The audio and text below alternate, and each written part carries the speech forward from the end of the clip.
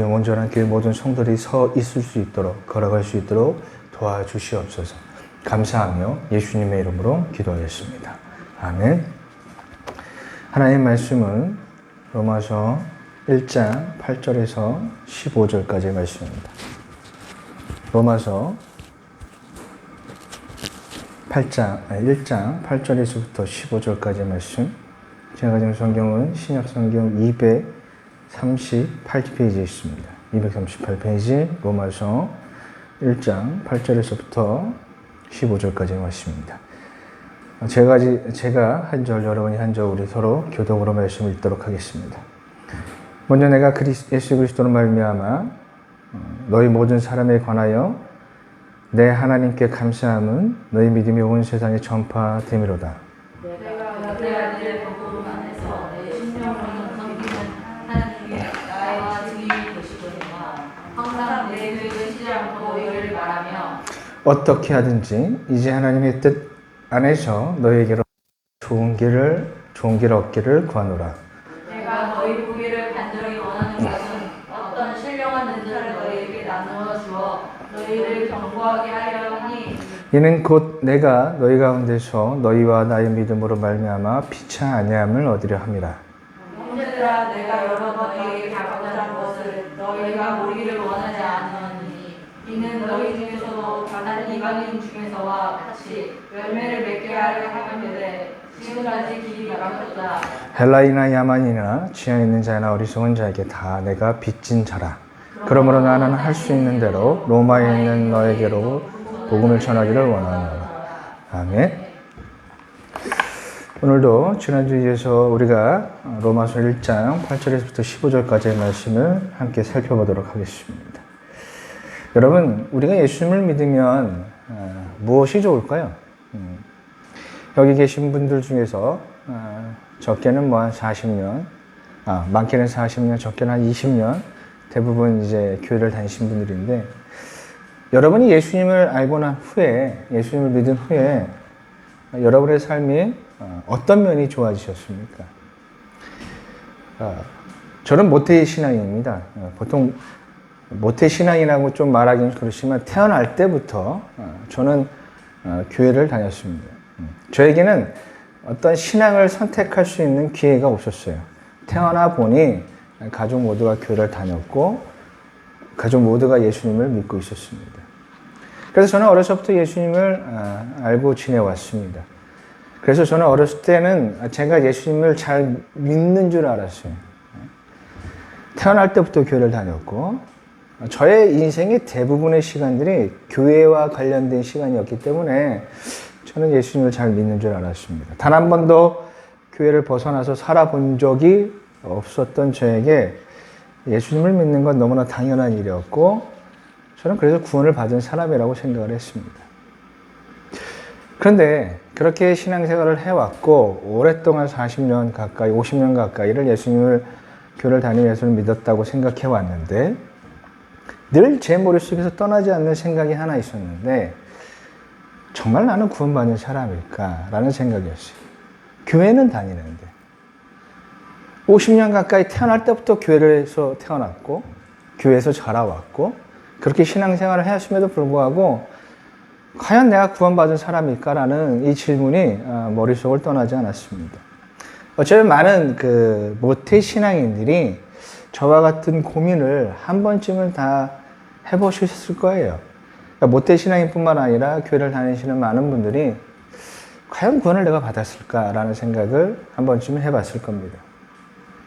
제 인생을 이제 한번 생각해 보면 예수님을 알지 못하는 사람과 크게 다르지 않습니다. 욕심도 많고 성질도 더럽고 화도 잘 내고 내 뜻대로 안 되면 우리 와이프가 항상 말하는 게 잘 삐진다고 얘기도 하고 잘 삐져요. 돈도 좋아하고 노는 것도 좋아하고 여기 보면 예수님을 믿지 않는 사람들과 예수님을 알지 못하는 사람과 삶이 그렇게 크게 다르지 않습니다. 다만 그들과 조금 다른 점이 있다면 일요일 아침에는 반드시 교회를 가야 한다는 그 생각. 그러니까 어렸을 때부터 태어나서 교회를 다니다 보니까 일요일이면 당연히 교회를 가야만 했어요. 그러니까 예수님을 모르는 사람과 다른 점은 그것밖에 없습니다. 삶의 모습은 거의 그들과 똑같죠. 그러니까 예수님을 모르는 사람들과 별반 다르지 않는 삶을 살면서 이 교회를 다닌다는 그 이유 하나, 오랫동안 교회를 다녔다는 그 이유 하나, 거기 하나 더 붙여서 예수님을 알고 있다는 그 이유 하나만으로 우리가 정말 구원을 받은 사람일까? 그거 하나로 우리가 구원을 받을 수 있을까? 구원받은 사람일까라는 생각을 해보게 됩니다. 저는 신학을 공부하고 목사가 되었지만 한동안도 저에게는 구원에 대한 확신이 없었어요.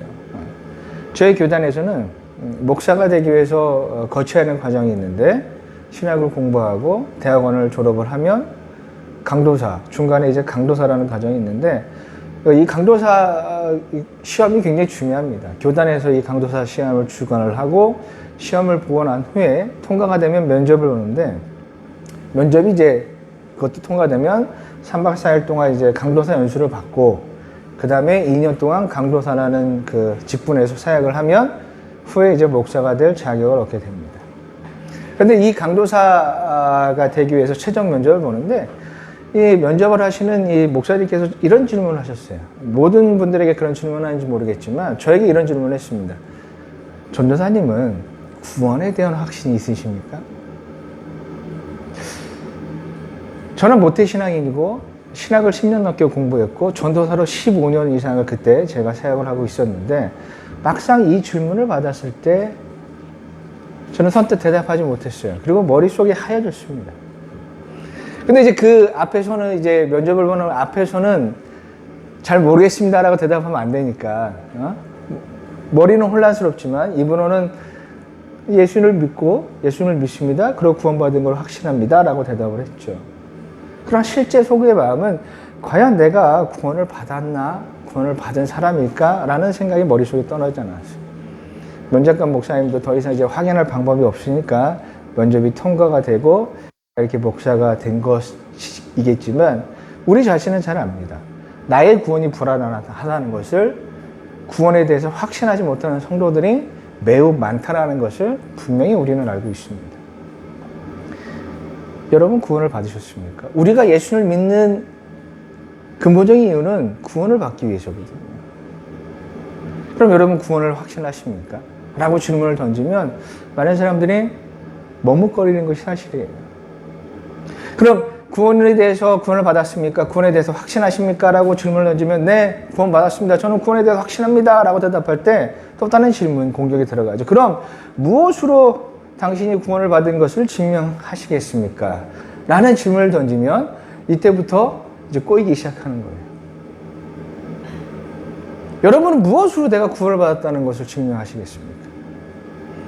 내가 성경 말씀을 많이 읽은 것으로? 아니면 저처럼 어렸을 때부터 교회를 다녔으니까?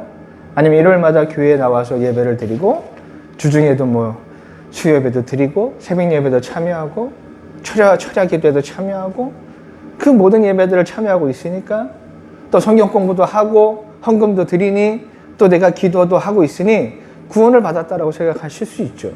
네, 맞습니다. 구원을 받으면 교회 나오고 우리 지난주에도 말씀을 살펴봤지만 구원을 받으면 함께 모이기를 원합니다. 교회 나오겠죠? 예배를 드리고 또 말씀을 보려고 노력하고 헌신도 하고 봉사도 하고 헌금도 드리겠죠. 그러나 우리가 지난주에 본문의 말씀을 통해서 이 교회의 필요성에 대한 부분을 살펴봤습니다. 기억하시죠? 그때 제가 드린 말씀은 믿음이 없어도 이 모든 것을 다 할 수 있습니다. 믿음이 없어도 친구 때문에, 가족 때문에, 이성 친구의 약속 때문에, 또한 비즈니스 때문에 교회 나올 수가 있어요. 믿음이 없어도 헌금을 드릴 수 있고 예배를 드릴 수 있고 성경 공부도 할 수 있고 다 이 모든 것을 할 수 있다는 거예요. 그래서 이것만을 가지고도 우리가 구원을 받았다라고 말하기에는 뭔가가 불안하고 부족한 것이 사실입니다. 그럼 우리가 어떻게 우리는 내가 구원을 받았다는 것을 알 수가 있을까요? 분명히 우리는 예수를 믿으면 구원을 받는데 그러면 무엇을 통해서 우리가 구원 받았다는 것을 조금이나마 알 수 있고 더욱더 지금보다는 확신할 수 있을까요? 바울이 기록한 편지들을 서신서라고 부르는데 이 서신서들을 보면 바울은 자신이 경험한 구원의 은혜들에 대한 이야기로 가득 차 있습니다. 바울은 이 편지를 받는 공동체에게 때로는 그 공동체를 향해서 권면과 칭찬을 하기도 하고 때로는 책망을 하기도 하지만 그의 서신서를 자세히 살펴보면 그 서신서의 핵심은 내가 경험한 구원의 은혜들을 계속해서 고백을 하고 있습니다. 구원이 내게 임했을 때 찾아온 변화들, 구원을 얻은 그리스도인들이 어떻게 그 삶을 살아가는 이야기들을 바울은 계속하고 있어요.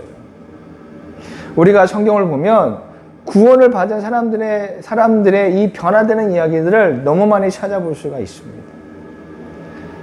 구원을 받았을 때 찾아오는 현상들에 대해서 우리가 말씀을 통해서 살펴볼 수가 있다는 거예요.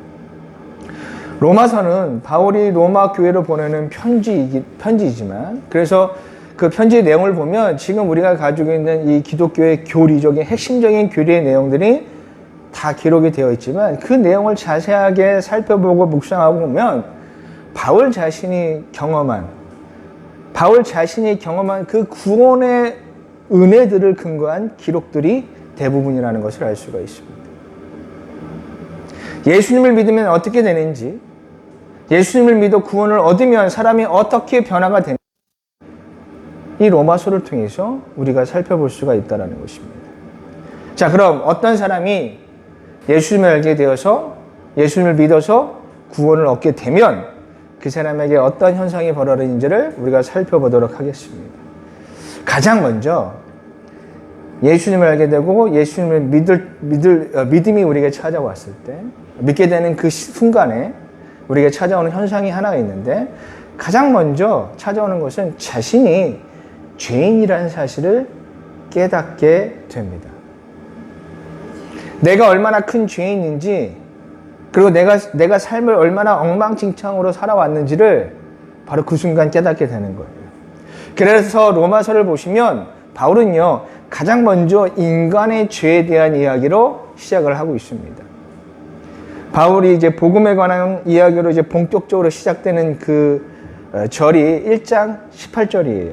그러니까 1장 1절부터 15절까지는 간단한 인사를 하고 그 다음에 복음이 무엇인지를 16절과 17절에 얘기하고 18절부터는 이제 본격적인 이제 이 복음의 무엇인지를 설명을 하는데 가장 먼저 바울이 얘기하는 건 죄에 대한 부분이에요.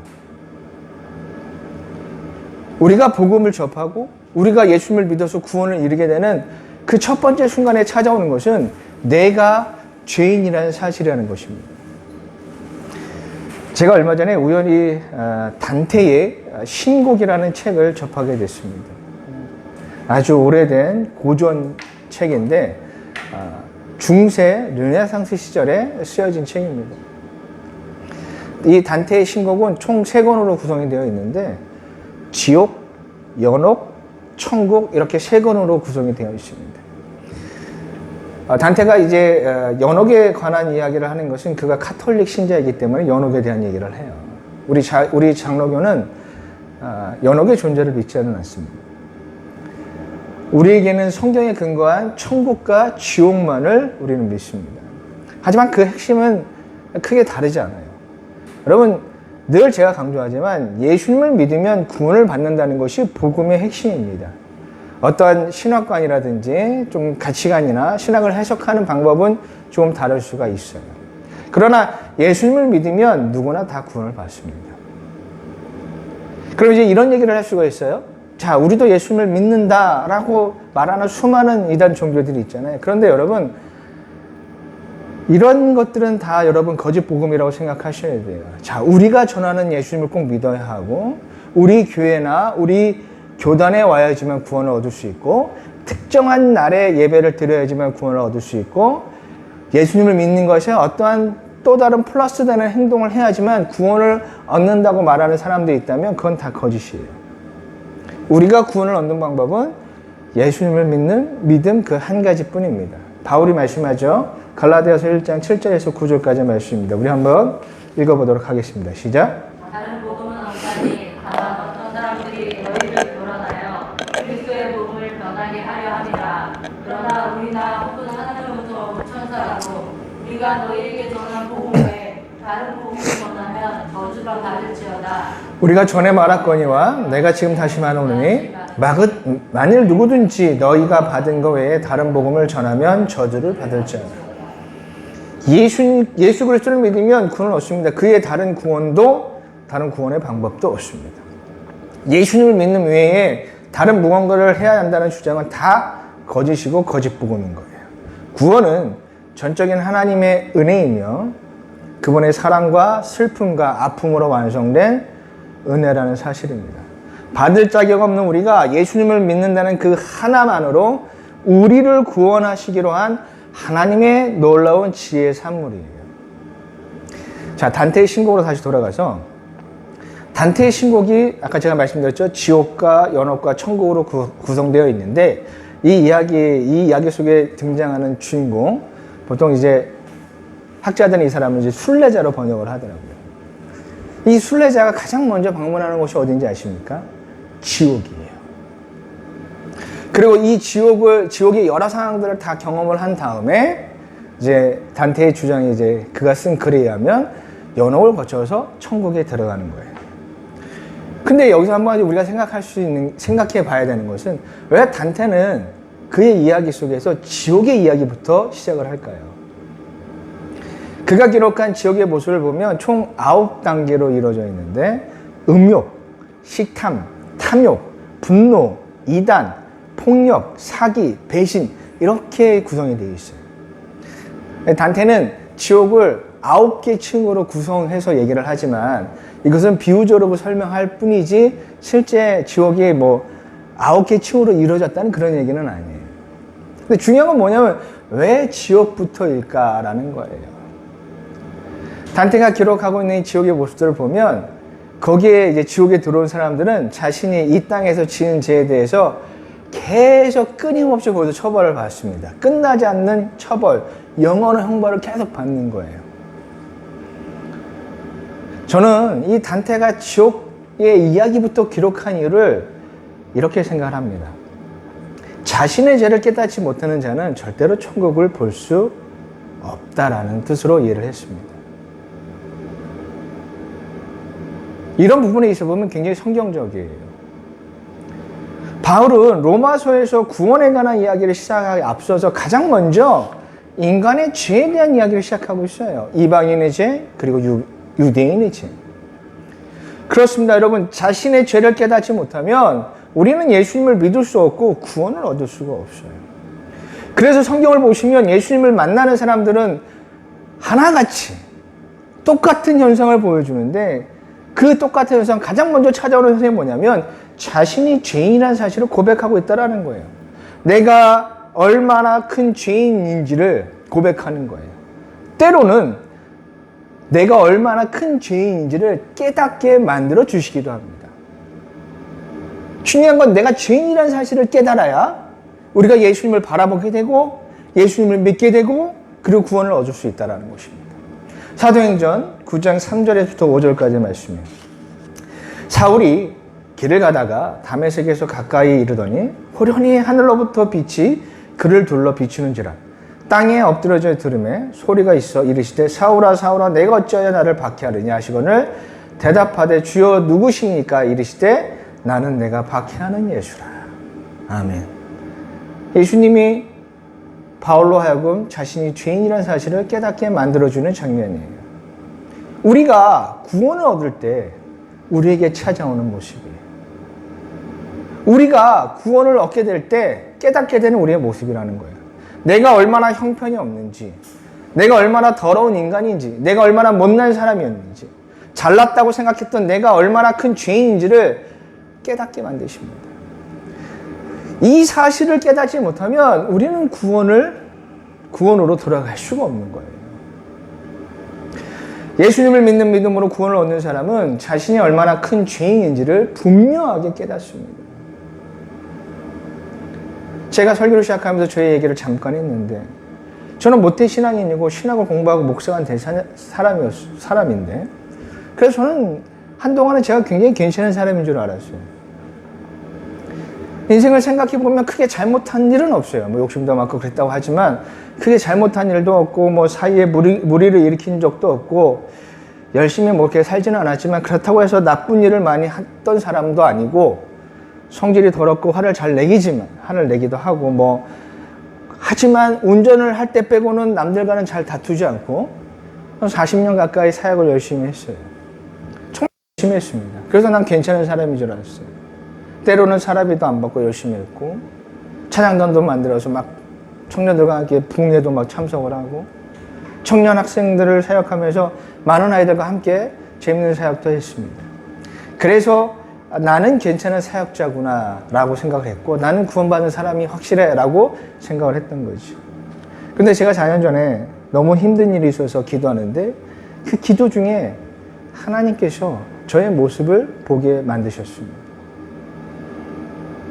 처음에는 너무 힘들어서 나를 힘들게 하는 상대방을 원망하는 기도로 시작했는데 어느 순간부터 나의 인생의 모습들이 보이기 시작했어요.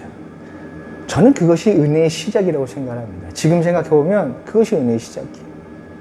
그러면서 그때 알았어요. 내가 얼마나 몹쓸 놈인지, 내가 얼마나 나쁜 사람이었는지. 스스로는 괜찮은 사람이라고 생각했지만 내가 얼마나 못되고 못난 사람인지를 알게 되었어요. 그러니까 40년을 넘게 몰랐던 나의 진짜 모습을 보게 되었던 것이죠. 그럴 때 진짜 무너지더라고요. 아직도 교회를 오래 다니고 있음에도 내게 구원의 확신이 없다, 내가 구원의 확신이 부족하다, 그러면 어쩌면 여러분은 여러분의 자신을 못 보고 있을지도 몰라요. 여러분의 자신의 진짜 모습, 죄인의 모습, 잠깐의 선행 뒤에 감춰있는 우리의 진짜 모습. 오랫동안 저처럼 교회를 다니 특히 모태 신앙인들은 더더욱 이런 시간 없이 교회를 다니게 되었고 신앙생활을 했기 때문에 반드시 이러한 시간이 저는 필요하다고 생각을 합니다. 저와 여러분들은 보셔야 돼요. 여러분의 진짜 모습들을 깨달으셔야 됩니다. 내가 얼마나 큰 죄인인지를.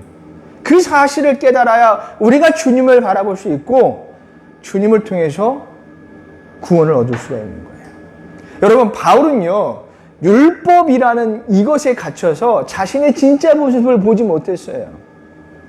자신은 하나님을 잘 믿는 사람이라고 생각을 했고 누구보다도 율법을 통해서 자신을 보면 완벽한 사람이라고 바울은 생각을 했죠. 그리고 이것이 하나님이 기뻐하신 일이라고 생각해서 하나님의 말씀인 율법을 거부하고 그 율법의 체계를 무너뜨리고 있는 그리스도인들을 잡아 감옥에 가두는 것이 하나님 앞에 최고의 일이라고 생각해서 열심히 했어요. 그랬던 이 바울이 더 많은 그리스도인들을 잡기 위해서 다메섹으로 가는 그 길가에서 예수님을 딱 만나게 될 때 자신이 얼마나 큰 죄인이라는 사실을 비로소 깨닫게 되었죠. 그리고 그의 인생이 달라진 거예요. 자신의 죄, 자신이 죄인이라는 사실을 깨닫지 못하면 우린 예수님을 볼 수가 없어요. 예수님을 믿을 수도 없고 그럼 구원도 얻을 수 없습니다. 예수님을 말씀을 통해서 교회를 오래 다니다 보면 배워서는 알 수 있겠죠. 근데 아는 것과 믿는 거는 다른 거예요. 여러분, 내가 죄인이라는 사실을 깨달을 때 믿음은 선물처럼 우리에게 찾아옵니다. 그리고 그 선물로 주어진 그 믿음을 통해 우린 예수님을 믿게 되고 그 믿음을 통해서 구원을 얻게 되는 거예요.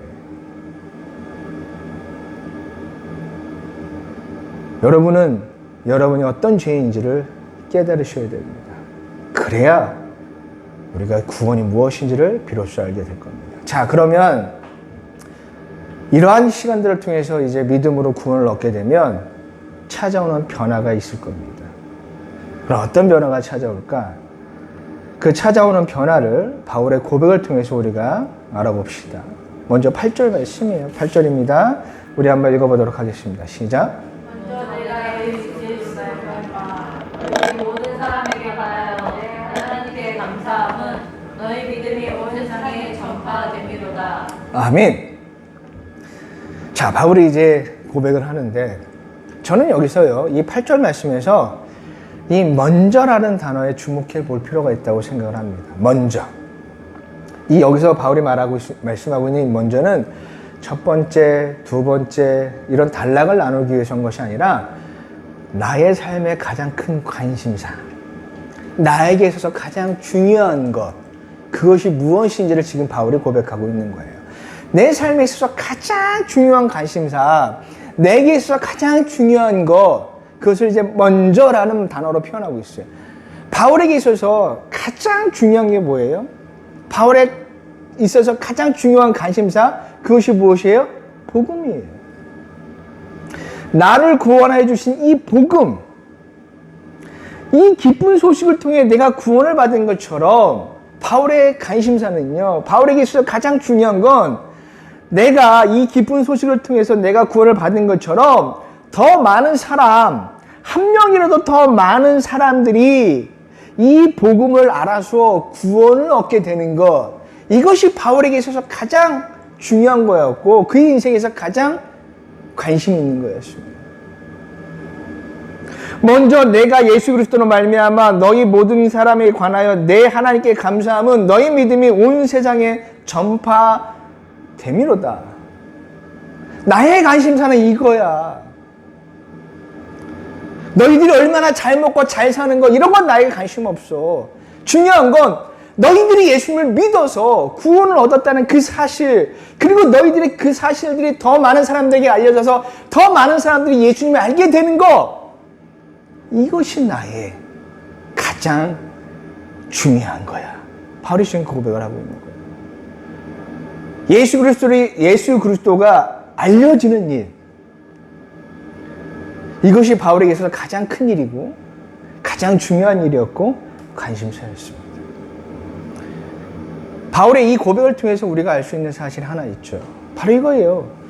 구원을 얻으면 구원받은 사람은 나의 구원뿐만 아니라 타인의 구원에 관심을 가지게 된다는 거예요. 정말 여러분들이 구원을 받은 사람들이라면 내가 받은 이 구원의 기쁨, 나뿐만 아니라 다른 사람도 알기를 원한다는 거예요. 내가 받은 이 은혜가 내 가족에게도, 내 친구에게도, 내 이웃에게도, 내 형제에게도 전해지기를 원한다는 거예요. 나만 구원을 받으면 되지 라고 생각한다면 이것은 절대로 구원의 은혜가 아닙니다. 우리의 구원은 하나님의 은혜로, 그리고 예수 그리스도의 희생을 기반으로 해서 이루어진 거예요. 완성이 됐죠. 우리를 위하여 자신을 희생하신 예수 그리스도가 있었기에 저와 여러분이 구원을 얻을 수가 있었던 것입니다. 다시 말해서 이 구원의 성격, 구원의 속성은 희생과 사랑인 거예요. 자신을 희생해서 인간을 살리신 예수님, 이것이 구원이잖아요. 그럼 그런 은혜를 받으면 당연히 그 속성에 따라서 나도 사랑하는 사람이 되고 희생하는 사람으로 되어지는 겁니다. 꼭 내가 복음을 전해야 하는가? 나는 성격도 내 성적이고 내가 굳이 안 해도 하는 사람도 많이 있고 시간이 많은 사람들이 하면 되는 거지. 난 참 바빠. 회사도 다녀야 하고 공부도 해야 되고 연애도 해야 되고 결혼도 해야 되고 돈도 모아야 되고 자녀도 키워야 되고 참 바빠. 교회 나오는 것도 어쩔 때는 부담스러울 때가 있어. 여유가 좀 생기면 그때 가서 할게요. 여러분 이런 생각을 하고 계시다라면 여러분 정말 진지하게 고민해 보셔야 돼요. 정말 내가 구원받은 사람 맞는가?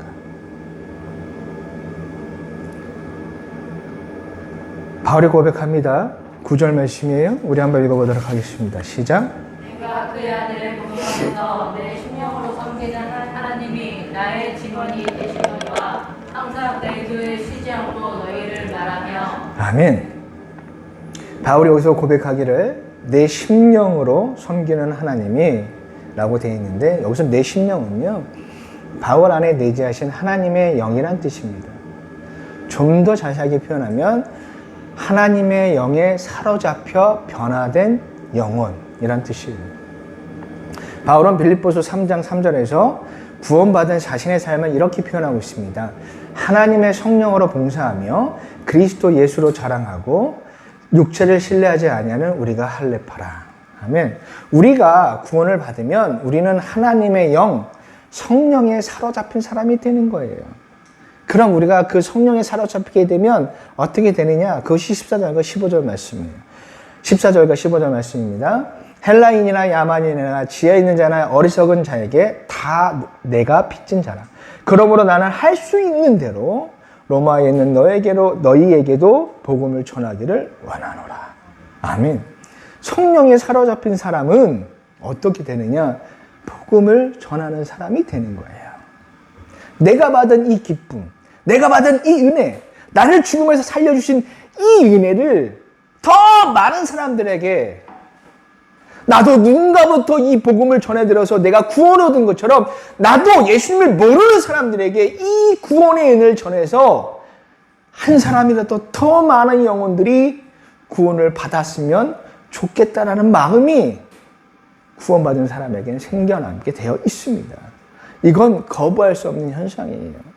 구원을 경험하면, 구원을 얻으면 그냥 그렇게 되는 거예요.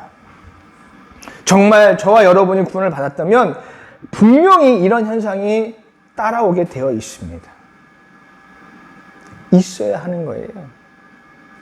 내가 수십 년 교회를 다니고 내가 예배를 얼마나 많이 드리고 내가 성경을 몇 독을 했고 내가 드린 헌금이 얼마나 많고 내가 헌신과 봉사를 얼마나 많이 했는데 이건 중요치 않아요. 이건 구원받은 증거로 삼을 수가 없어요.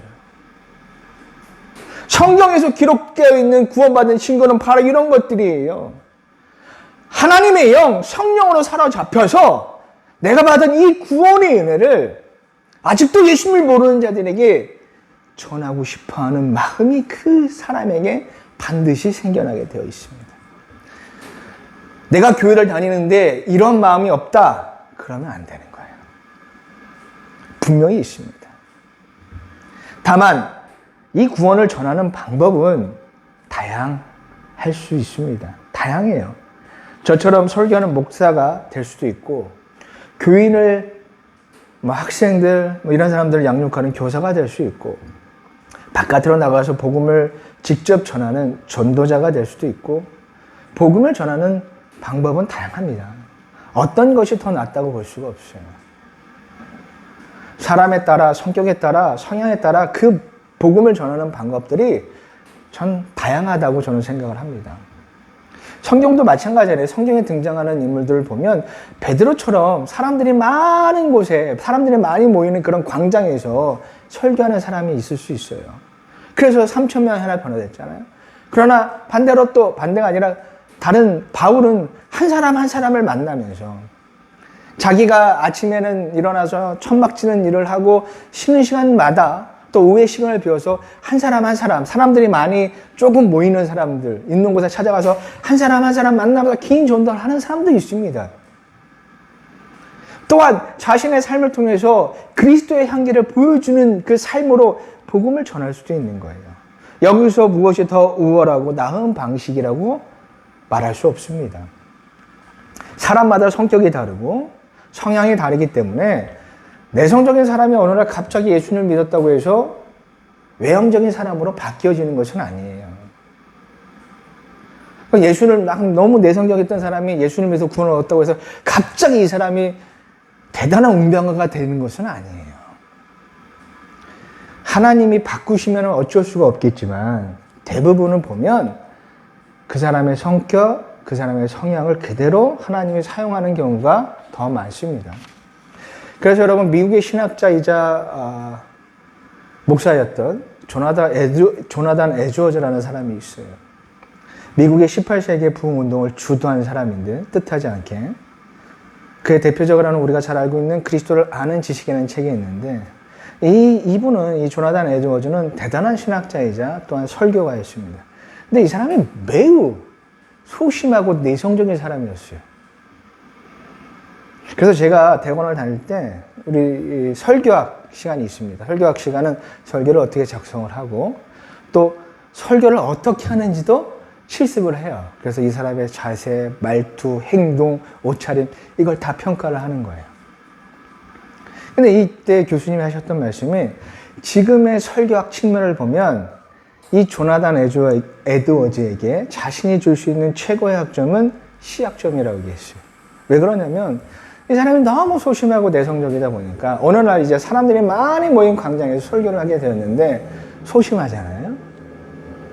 내성적이 너무 쑥스럽고 부끄러운 거예요. 그러니까 어떻게 하냐면 올라가긴 했어요. 하나님 말씀을 전해야긴 하니까 자신이 준비한 설교문을 딱 가지고 와서 사람들도 안 쳐다봐요.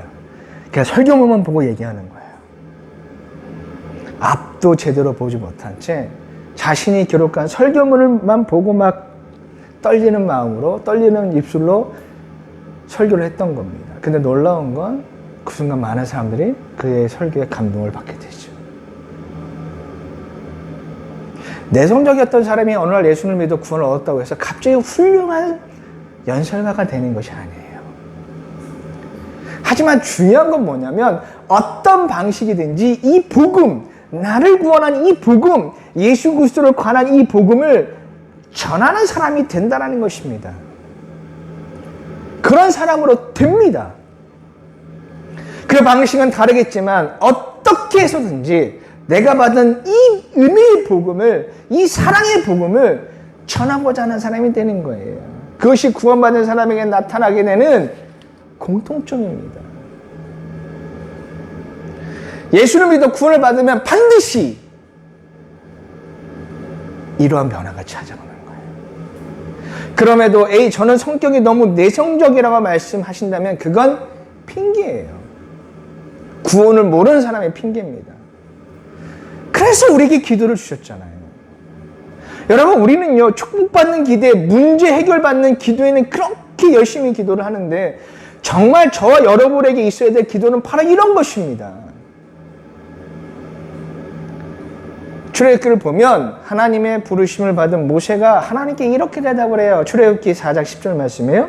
모세가 여호와께 아뢰되 오 주여 나는 본래 말을 잘하지 못하는 자이니이다. 주께서 주의 종에게 명령하신 후에도 역시 그러하니 나는 입이 뻣뻣하고 혀가 둔한 자이니이다. 하나님, 난 말을 잘 못하는 사람이에요. 근데 제가 무슨 지도자로서 이스라엘 백성들을 이끌 수 있겠습니까? 사람 앞에서 말도 잘 못하는 제가 무슨 지도자가 될 수 있어요? 라고 하니 하나님께서 이렇게 대답하십니다. 출애굽기 4장 11절과 12절 말씀에 우리 한번 읽어보도록 하겠습니다. 시작. 여호와께서 그에게 이르시되 누가 사람의 입을 지었느냐 누가 말 못하는 자나 못 듣는 자나 물 마른 자나 맹인이 되게 하였느냐 나 여호와가 아니냐? 이제 가라. 내가 내 입과 함께 있어서 할 말을 가르치리라. 아멘. 그렇기 때문에 우리가 기도가 필요한 거예요. 사람의 성격에 따라 어떤 사람이 딱 외향적인 사람은 딱 예수님을 만나 구원을 받으면 또 적극적으로 나가서 막 복음을 전할 수 있겠죠.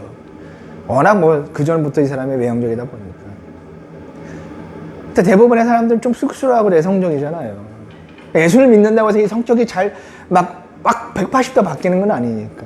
그럼 기도를 해야죠. 내게 복음을 전할 용기를 주시고 내가 복음을 올바르게 가르칠 수 있는 방법을 가르쳐 주시고 내 입술과 내 행동을 통해서 복음을 전할 수 있게 해달라고 기도하셔야죠. 그렇기 때문에 우리에게 기도를 주신 겁니다. 수십 년 동안 교회를 다니고 구원을 받았다라고 고백하는 사람이 단 한 번도 내 입술을 통해서 이 복음이라는 단어를 말하지 않았다라면 그건 정말 문제 있는 교인인 거예요. 부끄러워서 그건 핑계에 불과합니다. 그런 핑계 대지 마세요. 구원을 받으면 분명히 우리는 복음을 전하는 사람이 됩니다. 전할 수 없습니다. 저같이 부족한 사람이 아니요, 그건 겸손한 것이 아니라 구원을 모르는 자들의 핑계에 불과할 뿐입니다. 내가 예수님을 믿음에도 불구하고 가진 것이 없고 내세울 게 없고 뭐 성공 사례도 없고 여러분 그거는 구원을 모르는 사람들이 하는 얘기예요. 주님이 주시는 구원은요 세상의 부귀영화와는 전혀 상관이 없습니다. 다음 이 시간에는 복음을 전한다는 전제하에 잘못된 복음을 전하는 사람들의 이야기를 우리가 살펴볼 거예요. 복음을 전해도 제대로 전해야죠. 이 부분에 대해서는 다음 주에 생각해 볼 건데, 중요한 것은 우리가 구원을 받을 때 모습을 보면 우선적으로 내가 얼마나 큰 죄인인가를 경험하게 되고 깨닫게 됩니다. 그러면서 나를 구원하신 예수님을 보게 되죠.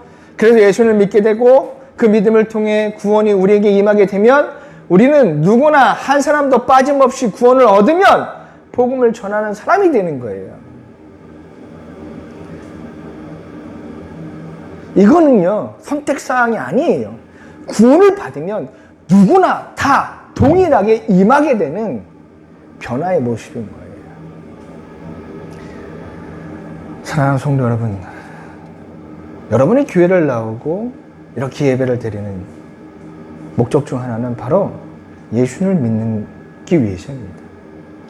원래 예배는 예수를 믿는 사람들이 드리는 것이 원칙이지만 여전히 예수를 모르는 사람들이 예배에 참여했을 때 찬양을 통해서, 기도를 통해서, 또 말씀을 통해서 예수를 믿게 되고 그 믿음을 통해서 구원을 받는 겁니다. 다른 목적은 없습니다. 저와 여러분은 구원을 받으셔야 됩니다. 예수님을 믿고 구원을 받으시기를 바랍니다. 그 구원이 저와 여러분에게 놀라운 변화를 불러일으킵니다. 그리고 그 변화의 시작은 나를 변화시킨, 나를 살려주신 이 놀라운 복음을 전하는 것으로 시작이 됩니다. 한 주간 나는 어떤 사람인가 고민하시며 기도하는 시간을 저와 여러분들은 가져야 할 것입니다. 오랫동안 교회를 다녔음에도 불구하고 여전히 이 구원에 대한 불확실성이 있다면 기도해 보세요.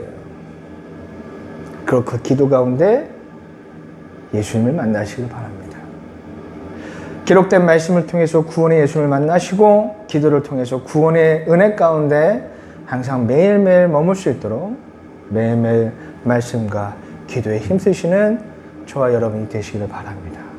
그리고 그 구원의 은혜가 이끄는 복음을 전하는 그 자리를 외면하지 않으시고 나가셔서 어떠한 방법이든지 어떠한 모습이라든지 복음을 전하시는 저와 여러분들이 되시기를 주님의 이름으로 부탁을 드리겠습니다. 이 시간 우리의 오늘 전한 말씀, 들은 말씀을 가지면서 우리 함께 기도하는 시간 갖도록 하겠습니다.